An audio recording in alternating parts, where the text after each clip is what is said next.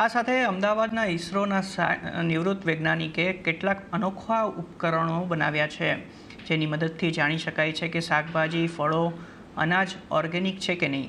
આ ઉપરાંત ઉપકરણ ખેતીની જમીનનું પણ પરીક્ષણ કરી શકે છે અને આ ટેસ્ટનું પરિણામ થોડીક સેકન્ડમાં આવી જાય છે. તો આ ઉપકરણ કેવી રીતે કામ કરે છે તેનો ડેમો બતાવી રહ્યા છે અમારા સંવાદદાતા કેતન જોશી. આવો જોઈએ.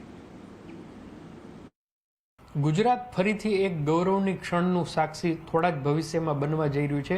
ઇસરોના નિવૃત્ત સાયન્ટિસ્ટે જે અમારી સામે આપ જોઈ શકો છો કે નાના નાના ડિવાઇસ ડેવલપ કર્યા છે. એ ભલે નાના દેખાય પરંતુ એમનું કામ છે એ ખૂબ જ મોટું છે. તો આ ડિવાઇસ કઈ રીતે કામ કરે છે આવો મધુકાંત પટેલ સાહેબ પાસેથી સમજીએ. સર, અમને લાઈવ ડેમો કરીને સમજાવો. હા, તો આ ડિવાઇસ અદ્ભુત ટેકનોલોજીનું મિશ્રણ છે, જેમાં ડૉક્ટર સીવી રામનની થિયરી પ્રમાણે ઓપ્ટિકલ સાયન્સ, નેનો મટીરિયલ અને માઇક્રોવેવ, તો 3 સેન્સિંગ ટેકનોલોજીને વાપરીને આપણે એને ડેટાને કેપ્ચર કરીએ છીએ. અને ડેટા કેપ્ચર જેવા થશે તો આ ડેટામાં અમે બટન ક્લિક કર્યું અને ક્લાઉડમાં ગયા. ત્યાં આપણું મશીન લર્નિંગ એઆઈના મારફતે એનો રિપોર્ટ આવશે અને આપણે જોઈ શકીએ કે કદાચ 30-40 સેકન્ડમાં રિપોર્ટ આપણા હાથમાં આવી જશે. તો આ એક અદ્ભુત ટેકનોલોજી છે જે સોઇલ માટે, ખેતરો માટે વપરાય છે અને જેમાં આપણે કદાચ ટાર્ગેટ છે કે 50 રૂપિયાનું આપણે એક ફી રાખશું એમાં. બીજું જે આ સાધન છે જે છે પરીક્ષણ કરવા માટે શાકભાજીનું, તો મેં શાકભાજી ફળ લગાવ્યું, ક્લિક કર્યું અને મને ખબર પડી કે આ હેલ્ધી શાકભાજી છે, ખાવા લાયક. મારું બીજું છે શાકભાજી બીટ, તો લાગ્યું કે મને આમાં ખાવા લાયક નથી, આમાં વધારે પડતા ફંગસ અને બેક્ટેરિયા છે.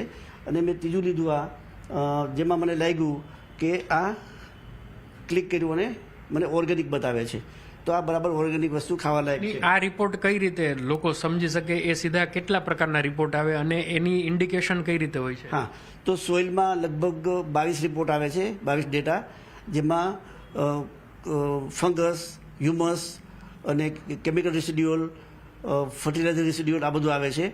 શાકભાજીમાં 8 ડેટા આવે છે, જેમાં એ કેટલું પાક્યું છે, એ સડેલું છે, કાચું છે, આ બધા ડેટા આવે છે. એમાં વેક્સ લગાવ્યું છે કે નહીં વગેરે વગેરે.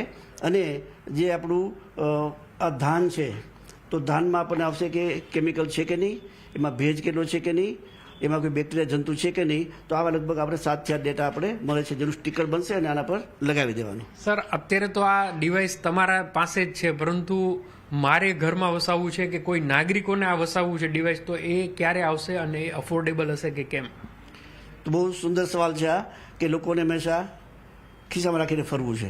તો મારો ધ્યેય છે કે લોકો એવું ડિવાઇસ અમે એવો ભાવથી બનાવશું, એવું માસ પ્રોડક્શન કરશું કે લોકોને લોકભોગ્ય બને, બહુ ઇઝીલી વાપરી શકે અને એને પોસાય એવી કિંમતમાં મળે.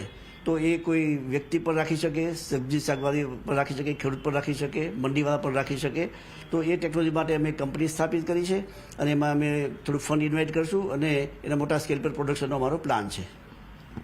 તો આખા ભારતમાં અત્યારે શુદ્ધ સામગ્રી ખાવી એ સૌથી મોટો પ્રશ્ન છે. જે શાકભાજી આવે છે, વેક્સવાળા એપલ આવે છે, આપણે દરરોજ આવી સમસ્યાઓથી પરેશાન છીએ. પરંતુ જ્યારે આ ડિવાઇસ માર્કેટમાં આવશે અને જે રીતે પટેલ સાહેબ કહે છે કે ખૂબ અફોર્ડેબલ પ્રાઇઝમાં એ માર્કેટમાં ઉતારશે, ત્યારે આપણા માટે આ ખૂબ ગેમ ચેન્જર સાબિત થશે.